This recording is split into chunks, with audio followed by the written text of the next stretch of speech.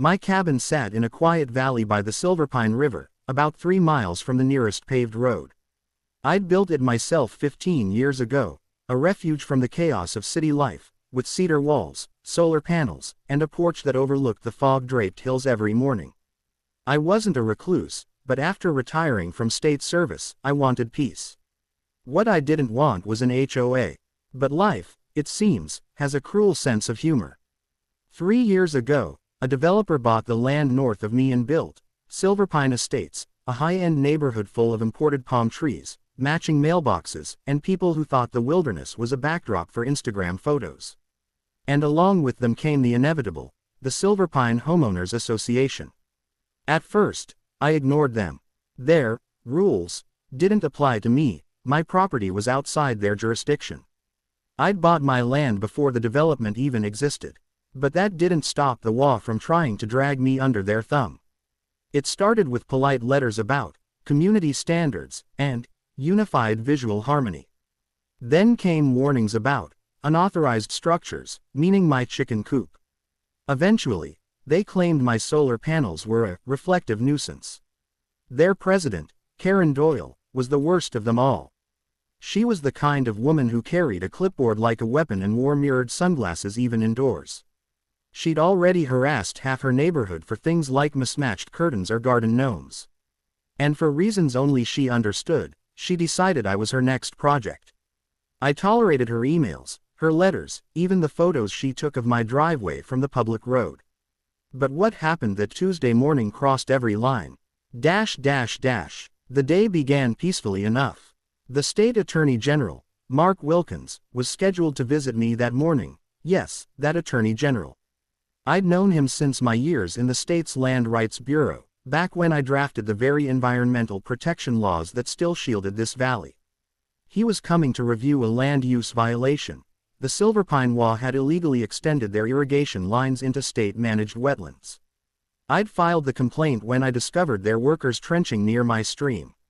Mark wanted to see the site personally. I'd spent the morning preparing coffee and setting out my old maps when his SUV rolled up the dirt road. "Still the same view," he said with a grin, stepping out and looking toward the pines. "I missed this place." "Still the same mosquitoes, too," I said, handing him a mug. We were sitting on the porch, reviewing documents and the photos I'd taken, when we heard the first sound, the high-pitched whine of tires on gravel, coming fast. Mark frowned. "You expecting someone else?" I wasn't. A white Lexus SUV shot around the bend, fishtailing on the loose stones before slamming to a stop beside the porch. The driver's door burst open, and out stepped the demon herself, Karen Doyle. She wore her signature pink cardigan, designer sunglasses, and that eternal scowl that could wilt flowers. In one hand, she held a clipboard. In the other, a phone already recording. I didn't even have time to stand before she stomped up my steps. "Mr. Grayson," she barked, "you were in violation of Silverpine Association Code 12A regarding unapproved gatherings and exterior structures visible from the road." Mark's eyebrows shot up. "Excuse me." Karen turned to him, eyes narrowing like she'd spotted a trespasser on her imaginary lawn. "And who are you? You're not on the community roster." I took a slow breath. "Karen, you have no jurisdiction here. This is my property, outside of Silverpine's boundaries. You need to leave." "I'll do no such thing," she snapped, brushing past me like she owned the place. "Your so-called cabin is a visual blight on the community. The board has already voted that it must be brought into compliance." Mark, ever the professional, set down his coffee and stood. "Ma'am, you're trespassing." She gave a sarcastic laugh. "Oh, really? And who are you?" "His lawyer."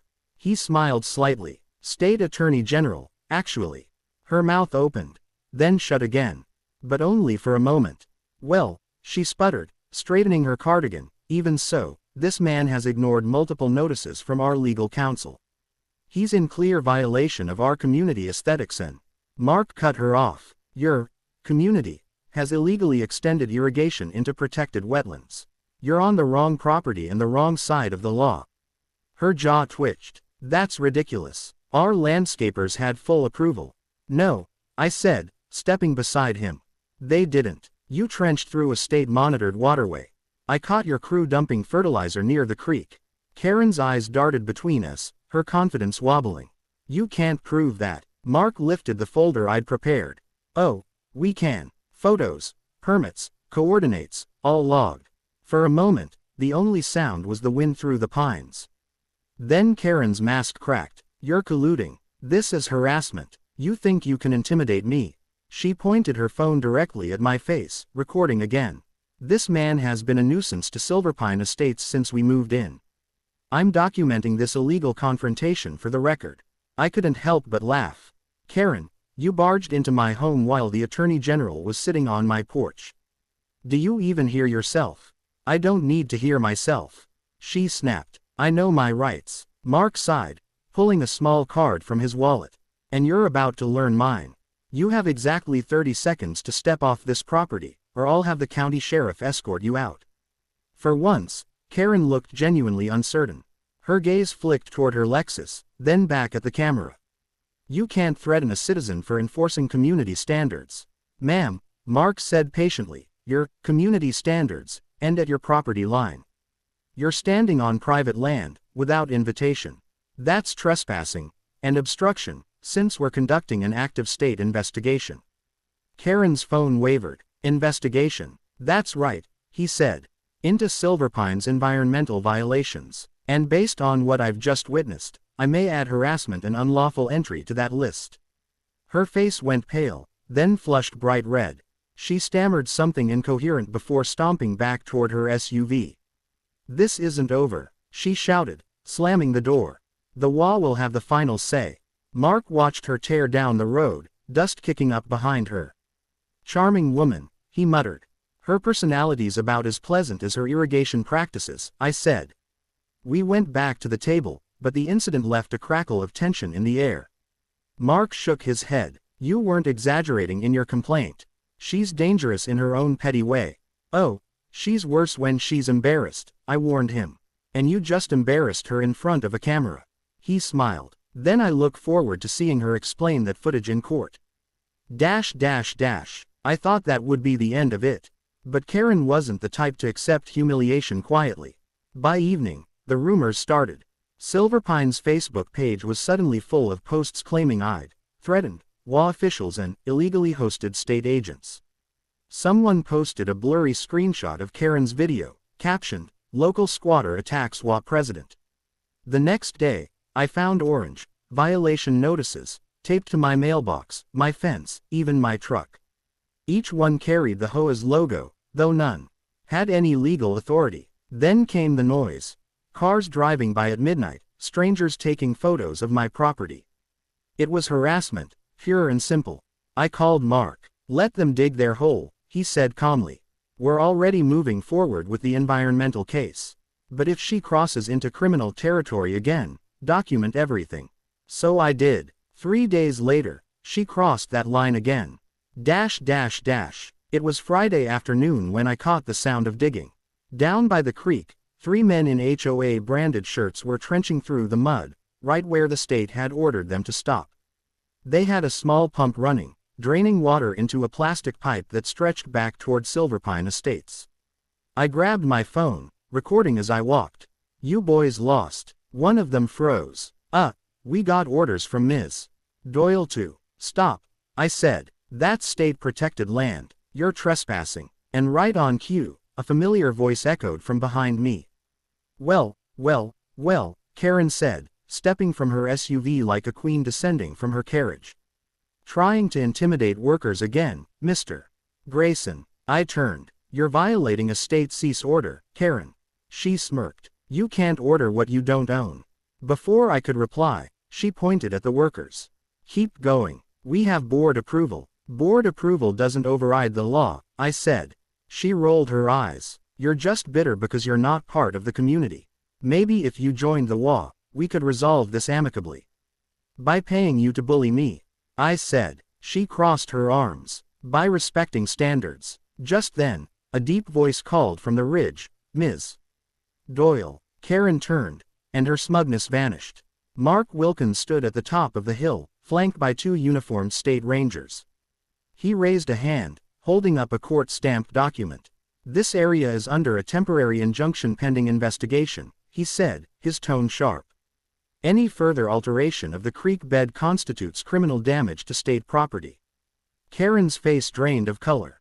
You can't just show up unannounced. I can, he said, descending the slope.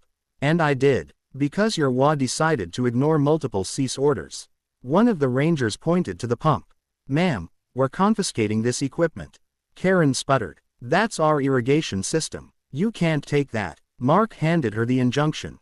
The court says otherwise. You and your board are now formally under investigation for environmental violations, trespassing, and harassment. Karen's clipboard slipped from her hand into the mud. The workers quickly shut down their machinery and backed away, clearly wanting no part in what came next. Mark gestured to me. Mr. Grayson, thank you for your cooperation and for providing evidence. Karen rounded on me, shaking with fury. You set me up. I met her gaze. You set yourself up. She pointed a trembling finger. You'll regret this. I'll sue. Ma'am, one of the rangers interrupted gently, please step back. You're impeding an active investigation. Her voice cracked. This is my community. Mark looked at her calmly. Not anymore. Over the next few weeks, the case unfolded like wildfire. The HOA's irrigation project had caused runoff contamination that damaged local fish habitats. Several board members resigned once they realized the state was involved. Karen, predictably, tried to shift the blame, claiming she'd been misled by subordinates. The evidence told another story. Mark's office fined the Silverpine HOA $1.4 million in environmental damages. Their permit to manage shared utilities was revoked, and their wetlands access was permanently closed. Karen herself faced misdemeanor charges for trespassing and obstruction. When she tried to defend herself at the hearing, the judge didn't even let her finish before handing down a fine and community service order, cleaning public parks, ironically. The HOA replaced her with a new president, a quiet man who immediately sent me a written apology. 2 months later, Mark returned to my cabin for one last visit. The valley had gone back to its old rhythm, quiet, peaceful, alive with birds and the sound of the river. He looked around and smiled. You really did preserve something special here. Just wanted to keep it the way it's meant to be, I said. He chuckled. And you did it while teaching an entire HOA what happens when they pick the wrong fight. I raised my coffee cup. To natural justice. He clinked his against mine. To letting nature handle the Karens of the world.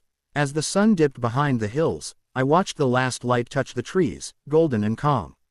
For the first time in months, the valley was silent. No SUVs, no clipboards, no HOA letters taped to my gate. Just peace. And a faint, satisfied smile from the Attorney General sitting beside me, proof that sometimes the law really does work.